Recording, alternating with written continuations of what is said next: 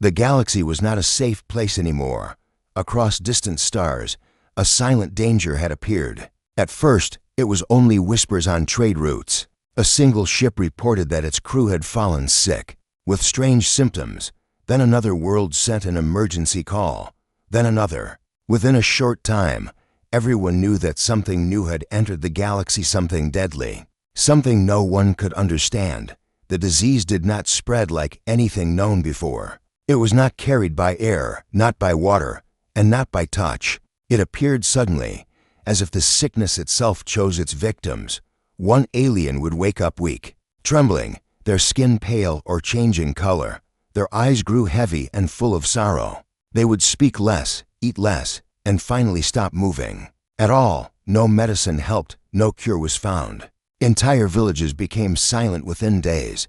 Panic began to spread faster than the disease itself. Powerful races who ruled the stars gathered their best scientists, doctors, and healers. They brought in machines that could scan every cell of the body, every strand of DNA, every drop of blood. They built models, compared patterns, and tested hundreds of treatments. Nothing worked. The patients continued to fall, one after another, slipping into weakness and despair. The galaxy had seen wars, it had seen disasters, but this was different. This was invisible, mysterious, and unstoppable. Many called it a curse, others believed it was a weapon, created by some hidden enemy. Rumors filled every station, every port, every ship. If the disease reached more worlds, if it spread to more systems, then perhaps all life could be in danger. In the middle of this growing fear, hospitals on alien planets were full. Medical bays on starships overflowed. The sound of machines echoed through long, cold halls, but none of them brought comfort. Doctors from advanced civilizations, species who were masters of technology, stood helpless. Their faces were tight with worry. Their long training and brilliant knowledge gave them nothing this time. They were watching something they could not stop. The aliens, who were sick, looked fragile. Their eyes lost their glow. Their bodies seemed to shrink, as if life itself was leaving them little by little. Family members stood by their sides, holding their hands, but their voices could not reach them. Every day, more patients arrived. Every day, more beds were filled. And every day, the same truth became clear: no one could understand this disease. In the great councils of the galaxy, leaders argued. Some wanted to close their borders to protect their own people. Others wanted to share research and join forces. But even when they worked together, nothing new was discovered. The disease remained a puzzle, a dark shadow moving across the stars. Fear grew worse when the disease reached a proud and powerful race, one known for their science and wisdom. If even they could not resist it, then who could? Whole cities of their people were falling silent. Their leaders made desperate calls for help. Their best scientists stayed awake for days, working without rest. But the mystery remained untouched. The galaxy began to lose hope. In taverns and marketplaces, whispers turned into quiet despair. It cannot be stopped, some said. It will take us all, others whispered. For the first time in centuries, even the strongest empires felt powerless. It was in this darkness that the story of one human began. Humans were not seen as the most advanced race in the galaxy. They did not have the fastest ships or the greatest weapons. They were not the oldest, nor the most powerful. Many alien civilizations looked at humans as young, reckless, and simple. Yet there was something about them, something different, something that others could not explain. When word spread that a human doctor had volunteered to study the alien disease, many laughed. A human? What can they do that we cannot? They asked. If our best minds have failed, why should we believe in one human?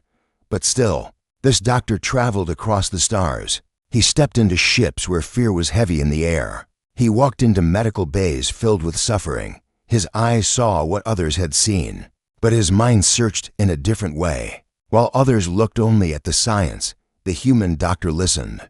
He watched, he cared. No one knew yet, but this human was about to change everything. The galaxy waited, helpless and afraid. Entire species were on their knees, and the stars themselves seemed to grow darker with every passing day. In the silence of despair, one question remained. Could one human, alone, face what had baffled them all? And so, the story began. The ship carrying the human doctor drifted silently through the void. Its hull reflected the pale light of a nearby star, but inside the vessel, the mood was tense. Alien guards stood watch, their long faces sharp with suspicion. They were not sure why this human had been invited at all. To them, it seemed like a waste of time. Another failed attempt when so many had already tried. The doctor walked calmly between them. His orange medical suit glowed faintly under the corridor lights. Scratched and worn from years of service, he carried no grand equipment, no strange machines. Just a small case with basic tools. His dark eyes moved carefully, studying everything around him, but his steps never faltered. When the door to the medical bay opened, silence fell. Rows of patients lay inside, their bodies weak, their skin pale and stretched tight. Machines beeped softly, but the sound felt like a slow countdown toward despair. Alien doctors stood around, whispering in their own languages, their faces full of frustration. They turned when they saw him enter. Whispers spread quickly. "This is the human?" He looked so ordinary. Some shook their heads. Others crossed their arms unimpressed. A few even laughed softly under their breath, but no one stopped him. They were desperate, even if they refused to admit it. The human stepped closer to one of the beds. The alien lying there blinked slowly, eyes dull with exhaustion. His chest rose and fell in weak, uneven breaths. The human knelt beside him and placed a gentle hand on his arm. The patient's skin was thin, trembling like fragile paper. "Tell me," the doctor said softly, his voice calm, steady. "What do you feel?" The alien tried to speak, but only a faint whisper escaped. The doctors around scoffed. "We already asked him 100 times. He cannot answer." But the human did not look away. He leaned closer, his ear only inches. From the alien's lips, the faintest words passed through broken, almost lost. Yet the human nodded slowly, as if he had heard enough. He squeezed the alien's hand gently, and for the first time in days, the patient blinked with something more than pain. The other doctors frowned. This was strange. They had never spoken so quietly to patients. They had relied on machines, scanners, and charts. What was this human doing, wasting time with words? The doctor moved to the next patient. This one's breathing was shallow, her chest rising in an odd rhythm. He bent low again, listening. His eyes narrowed as he placed 2 fingers against her neck, feeling the faint pulse. He watched the small movements of her chest, the tension in her shoulders. He stayed silent, watching longer than anyone expected. Minutes passed. The alien doctors grew restless. "This is useless," one of them hissed. "He is only pretending to be wise. We already tried everything. He cannot succeed where we failed." But when the human finally stood, there was no doubt in his eyes. He turned slowly to face them all. "Your machines tell you numbers," he said, "but they do not tell you the truth of their suffering. You have measured, but you have not seen. You have heard, but you have not listened." The words struck them like a quiet storm. For the first time, their proud certainty faltered. He asked for water, food, and quiet rest for the patients. The alien doctors looked at him, confused. "That will not cure them," they argued a no. The human said, "But it will keep them alive long enough for me to understand what is happening." The days that followed were filled with watching. The human doctor walked among the sick, always calm, always listening. He noticed things others ignored, a faint change in skin color, the way a patient's eyes flickered at certain sounds, the pattern of their breath when they were calm versus when they were afraid. He kept notes in a small worn book, scribbling with quick strokes. The aliens watched, puzzled. They had advanced scanners, supercomputers, endless charts filled with data, yet this human carried only paper and instinct. And yet, there was something in his eyes, a sharpness, a patience, a kind of care that none of their machines could replicate. On the 5th day, an alien leader came to visit the bay, tall, with silver markings on his face. He looked at the human with deep suspicion. "You have wasted enough time," he said. "Our people continue to die. What have you found?" The human doctor closed his book and stood tall. "I have found something you missed," he answered. His voice was steady, clear. This disease does not kill quickly. It waits. It weakens them slowly, as if feeding not only on their bodies, but also on their will. The more they lose hope, the faster they decline. This sickness is not only in the blood, it is in the spirit, the aliens murmured. Restless and doubtful. Spirit, hope, these were not things their science measured. Yet, deep inside, they felt the truth of his words. They had seen their people lose strength as despair grew heavier. The human looked back at the patients, their weak eyes watching him with the last sparks of life. I will not stop, he said softly, more to them than to the doctors. If there's an answer, I will find it. You have trusted machines. Now you must trust me. For the first time, the great alien doctors stood silent. The galaxy's most advanced healers had failed, and now all hope rested in the hands of a single human. The medical bay was quiet except for the steady hum of machines. Lights blinked in cold patterns, casting shadows across the rows of weak and silent bodies. The human doctor walked slowly between the beds, his steps soft, his eyes sharp. Each patient he passed seemed caught between life and death, their breaths shallow, their skin pale and fragile. He stopped beside one alien lying motionless. The body was tall and thin, bones showing beneath stretched skin. The chest rose in uneven rhythm like a drum with a broken beat. The doctor leaned closer, listening with deep patience. He placed his fingers gently against the alien's throat, feeling for the faint pulse. It was weak, but steady. His eyes studied the movement of the chest, the slight twitch in the fingers, the small shift in the eyes beneath half-closed lids. Every detail mattered. The alien doctors who stood behind him watched with folded arms. To them, it looked like nothing. They had already scanned these patients with machines far beyond human science. They had analyzed blood, cells, and even the smallest particles inside, yet they had found nothing useful. They whispered among themselves, their voices filled with doubt. What is he doing? Listening with his ears, watching with his eyes. Primitive methods, old and useless, but the human ignored their words. He stayed focused on the patient. Then, slowly, he leaned close and spoke in a low voice. You are not alone, he whispered. I am here. The alien's eyelids flickered. For a moment, a spark of awareness showed in their dull gaze. The doctor gave a small nod, as though he had confirmed something important. He moved to the next bed. This patient shook softly, as though the body was trapped in an endless chill. A thin blanket covered the chest, but still the shivers continued. The human reached for the alien's hand.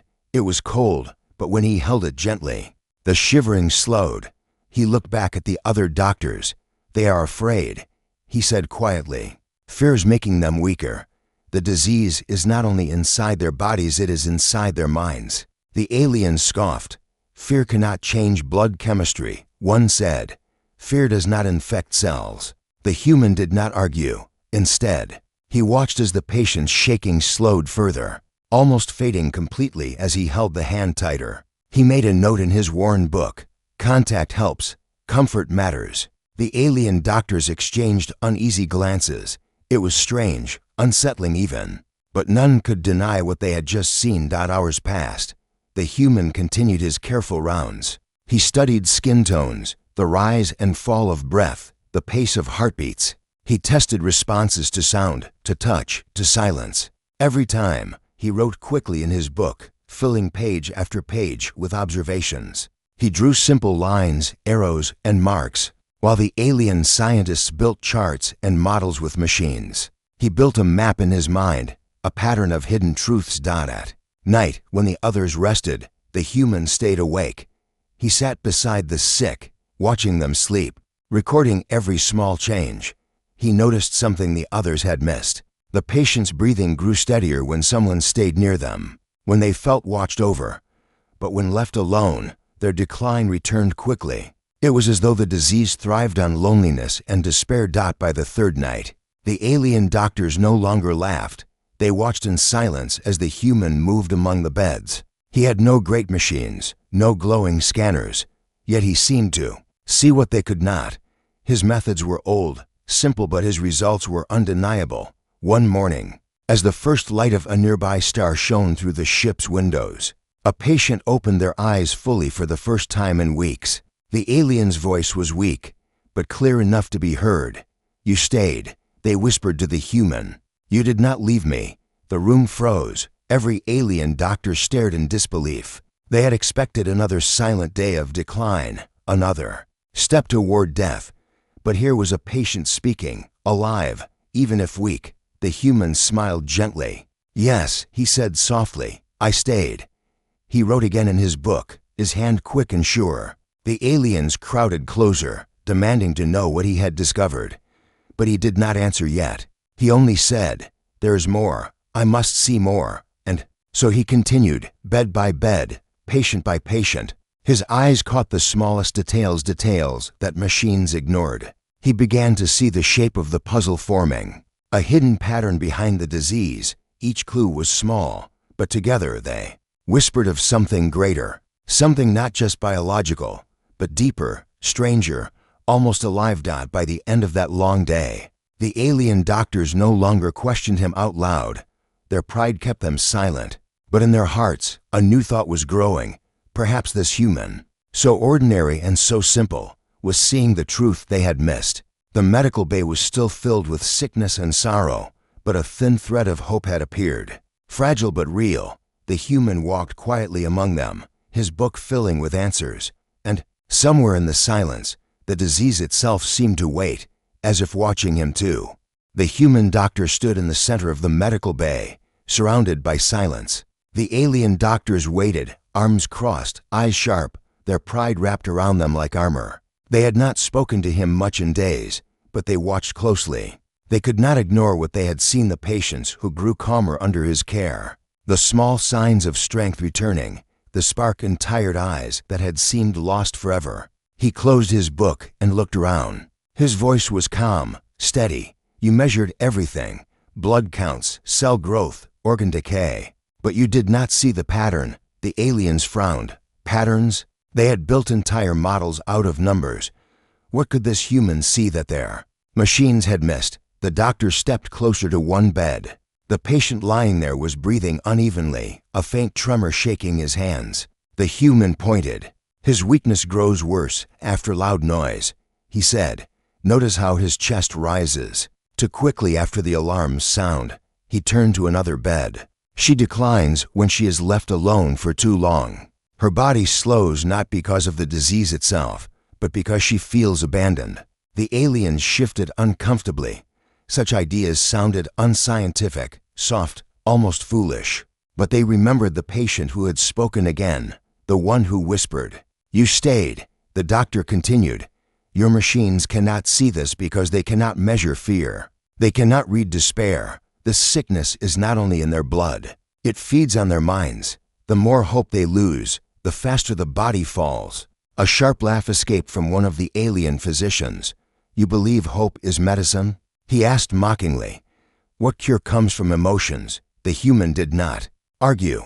Instead, he moved quietly toward another patient. This one's skin had taken on a faint gray shade. His breathing was faint, almost gone. The human took his hand, held it firmly, and began to speak in a steady, warm tone, words of comfort, words of reassurance. Slowly, the gray began to fade, replaced with faint color.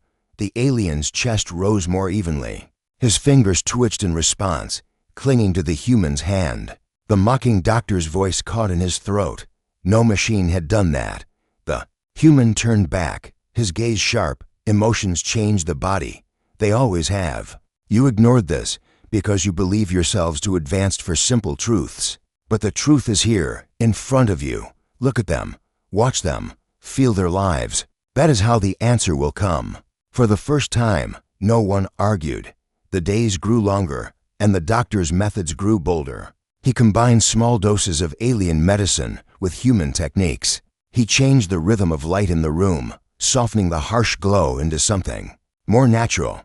He encouraged families to speak, to stay, to share stories with their sick. And slowly, patterns began to reveal themselves. The aliens who had visitors recovered faster. Those who had voices around them resisted the disease longer. Every observation filled his worn book. Every discovery built another piece of the puzzle. At night, When all others left, he stayed awake beside the patients, recording faint whispers, tiny movements, quiet changes that told him more than machines ever had. One night, as he bent over his notes, he realized something bigger. The symptoms were not random. They rose and fell in waves, tied to the emotions of those infected. Fear accelerated the sickness. Calm slowed it. Despair almost killed them instantly. But when the patients felt comfort even for moments, the decline eased. It was not just a disease. It was almost as if the sickness was alive, drawing strength from hopelessness, feeding on despair like fuel. The human stared at the patients, his thoughts racing. "This is why you failed," he whispered to himself. "You searched for something purely physical, but this is more. It is both body and spirit." The next morning, he called the alien doctors together. His eyes burned with sleepless fire. "You missed the truth because you never looked beyond the body. This sickness hunts the mind. It waits for fear. It grows with loneliness. It feeds on despair. If we are to stop it, we must fight with more than medicine," the alien physicians argued. But their voices were weaker now. They could not erase what they had seen. The evidence was in the patients' eyes, in their steadier breaths, in the faint strength returning to their limbs. Still, the leader of the alien healers stepped forward, his voice heavy with doubt. "And how do you fight despair? How do you cure a sickness of the spirit?" The human looked at the rows of suffering patients. He spoke softly, almost to himself. "By giving them something the disease cannot take away. By giving them hope." The aliens were silent. They did not know how to measure hope, how to write it in data, how to explain it in charts. But as they looked at their people who had been nearly lost, now breathing a little easier, they felt something they had not felt in weeks. The human closed his book and stood tall. His path was still uncertain, but the first wall had been broken. He had seen what no one else had dared to see. And though the disease still lingered in the room, heavy and dangerous, there was now a new presence standing beside it, fragile, quiet, but unmistakable. It was hope. And for the first time, the disease did not seem unstoppable. The nights grew longer for the human doctor.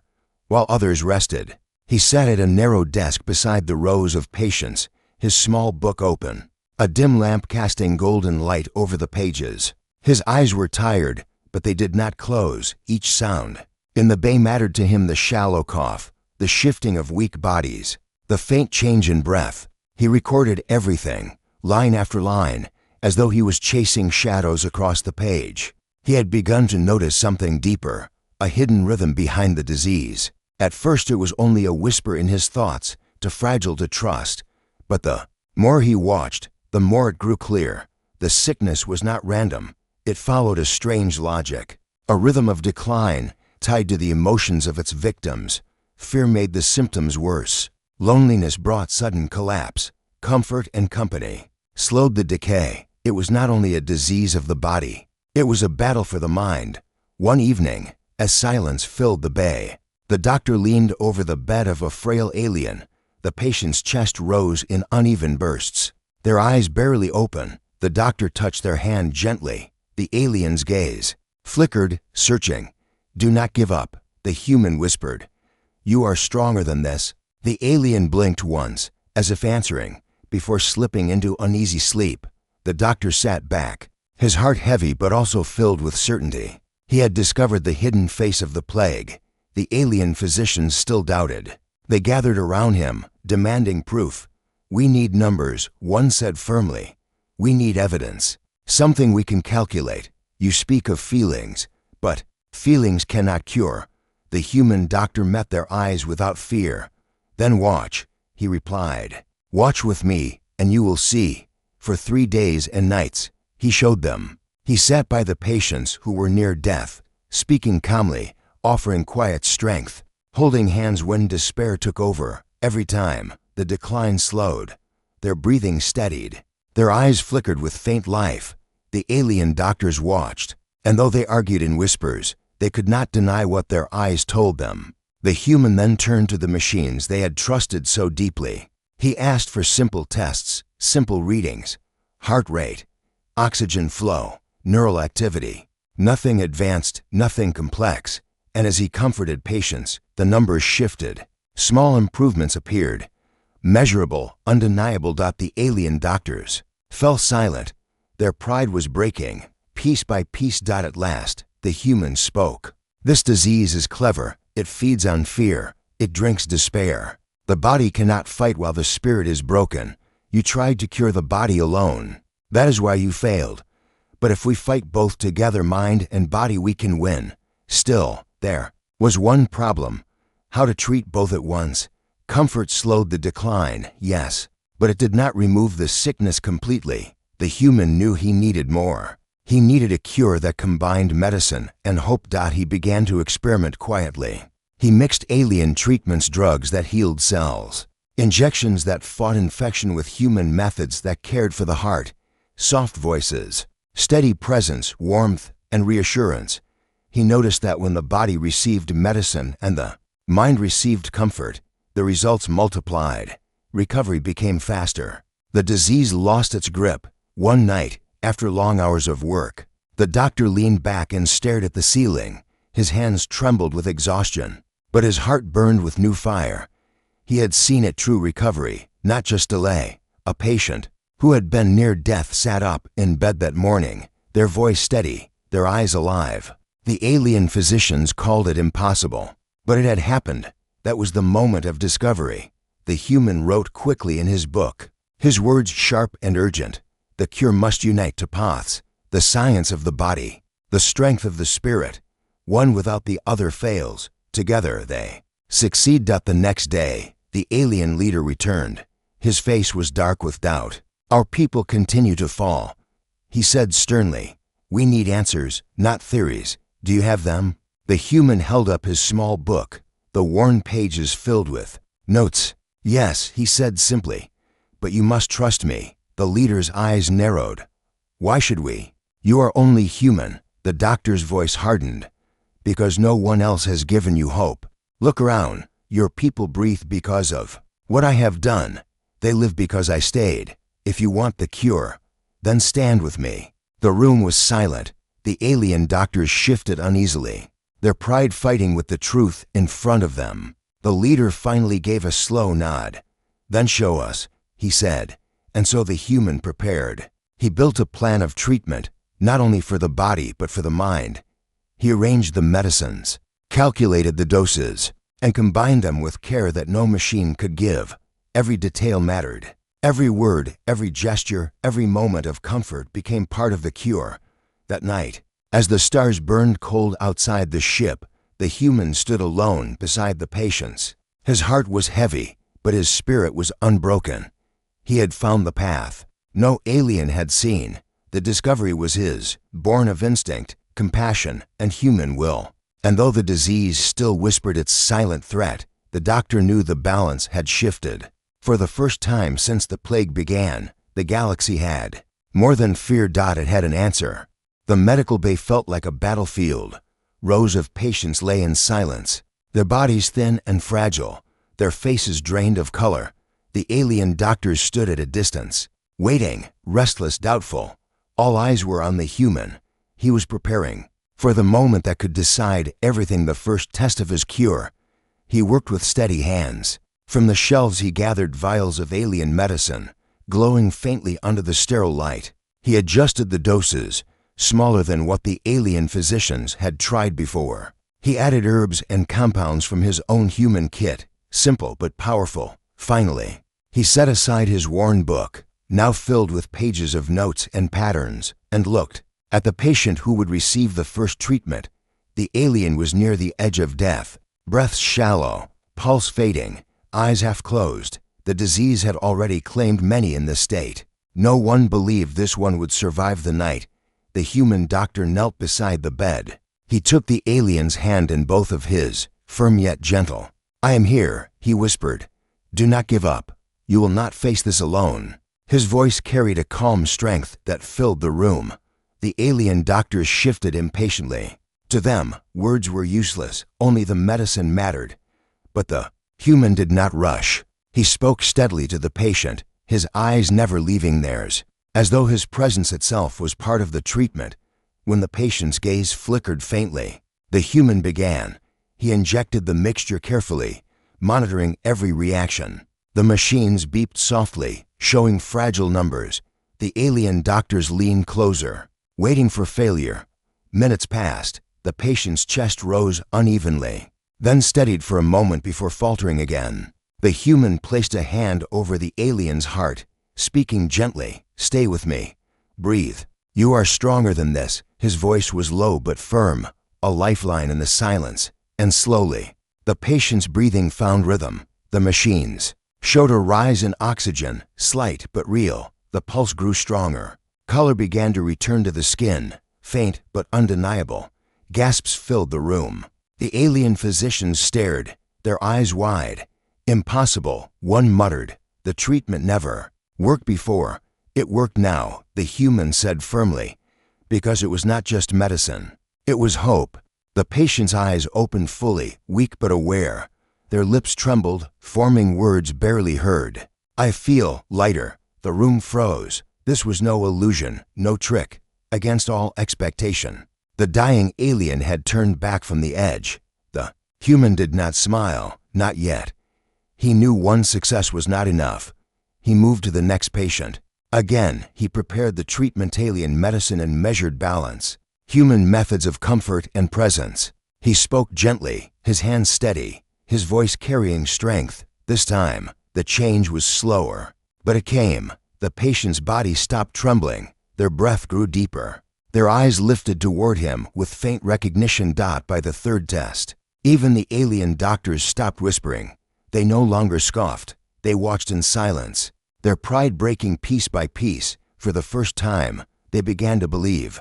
Hours turned into days. The human repeated his method again and again, refining the doses, adjusting his care. Some patients did not respond at once, but none declined further. Slowly, carefully, strength began to return to those who had been fading. The bay, once filled only with despair, now carried a fragile sense of hope. The alien leader returned, his tall form casting a shadow across the room. His eyes moved over the patients, the weak who now sat up, the silent who now spoke faint words. He turned to the human. "You have done what none of us could. Tell me, what is this cure?" The human held up his book, its pages filled with scrawled notes. "It is not just a cure of science," he said. "It is a cure of spirit. The body heals when the mind is lifted. Fear feeds the sickness. Hope weakens it. Only by joining both can we defeat it." The leader's voice was low, heavy with disbelief and wonder. "You are telling us that compassion is medicine. I am telling you it always was." The human replied. The alien doctors lowered their heads. Their pride had blinded them. Their science had been powerful, but incomplete. This human, with no advanced tools, had seen what they had missed. The test was no longer just about saving a few lives. It was proof that the plague could be beaten. The news spread quickly, first through the ship, then across the stars. Hope traveled faster than the disease, carried in whispers and messages. "A human has found the way." The human doctor stood among the recovering patients, exhaustion heavy on his face, but his spirit unshaken. He knew the fight was not finished. The cure would need to reach entire worlds. It would take time, resources, and trust. But the first step had been taken. For the first time since the plague began, the galaxy had more than fear. It had seen life return where death was certain. It had seen strength rise where despair had ruled. And at the heart of it all stood one human, ordinary in tools but extraordinary in spirit. The test had succeeded, the cure had begun, and the galaxy would never see humans the same way again. The ship drifted through the void, but inside its walls, life was returning. The medical bay, once filled with silence and despair, now carried the faint hum of voices. Patients who had been on the edge of death now sat upright, speaking weakly, but clearly. Their eyes, once empty, now held sparks of light. The disease had not vanished, but it no longer felt invincible. The human doctor stood among them, his steps slow from exhaustion. His suit was stained, his eyes shadowed with lack of sleep, but he did not rest. Each time a patient stirred, he was there. Each time someone whispered, he answered. His presence carried weight, not of power or authority, but of something greater: trust. Word of his success spread beyond the ship. Messages were sent across the stars, on distant planets. Leaders listened in disbelief, on struggling colonies. Families clung to hope for the first time in months, across the galaxy. A single story repeated. Where all others failed, a human found the cure. The alien physicians, once proud and dismissive, now walked beside him quietly. They had seen his methods, learned his ways. Some tried to repeat what he had done, speaking softly to their patients, staying near through the long hours. They were clumsy at first, their voices awkward, their care uncertain. But even so, the results came. The sickness weakened when fear was fought, when hope was given. One night, the alien leader entered the bay again. His silver markings shone. Under the soft lights, he looked around at the recovering patients, at the families reunited, at the slow return of strength. His eyes finally rested on the human. "You have done more than bring life back," he said. "You have given us something we had forgotten." The human looked up, weary but steady. "What is that?" The leader's voice lowered. "You have reminded us that knowledge alone is not enough. Machines, data, science, they are powerful. Yes, but without compassion, they are blind. We forgot this truth. You did not." The words carried through the bay. The alien doctors bowed their heads, ashamed but also grateful. For the first time, they did not see the human as lesser. They saw him as a teacher. The days that followed were filled with change. Ships carried the human's cure to other worlds. Alien doctors trained under his guidance, learning not only the medicine but the way to give comfort. Families were encouraged to stay beside their sick, to bring songs, stories, and voices into the rooms. Hope spread as fast as the medicine itself. On distant planets, the results echoed the same. The disease that had baffled the galaxy began to weaken. Entire cities rose from despair. The silence of hopelessness was broken by laughter, by voices calling to one another, by life returning. But through all the celebration, the human doctor remained humble. He did not see himself as a hero. He saw only the faces of those who had suffered, and the work still ahead. He knew more lives needed saving, more worlds still waited. He did not stop. The galaxy, however, could not stop speaking of him. His name carried across the stars, told in markets, in taverns, in quiet homes. The story became simple, but powerful. One human doctor defeated the alien plague for many species. This was a shock. Humans had been considered young, inexperienced, reckless, but now they were seen with new eyes. They were not the strongest, not the most advanced, not the oldest. Yet they had something unique, something that no one else had brought into the fight. It was empathy. It was instinct. It was the will to stand beside the weak and whisper, "You are not alone." In the great councils of the galaxy, debates shifted. Where once humans were dismissed, now they were invited. Where once their voices were ignored, now they were listened to.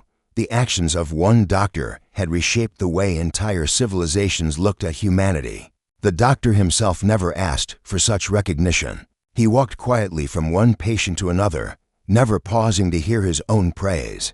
Yet wherever he went, eyes followed him with respect, with gratitude, with wonder. And so the story came to its final truth. The disease that had baffled everyone was not defeated by machines, nor by advanced science, nor by the greatest minds of the galaxy. It was defeated by something simpler, something older, something human. The galaxy would remember this moment. It would remember that in its darkest hour. Salvation came not from power, but from compassion. Not from brilliance alone, but from the courage to care. The human doctor stood at the window of the ship one night, staring out at the endless stars. His reflection in the glass looked weary, but his eyes carried a quiet fire. The war against the plague was not over, but hope now burned across worlds like a new dawn. And in that silence, one thought echoed through the stars. Humanity was special. Humanity was needed. Humanity had given a gift the galaxy would never forget.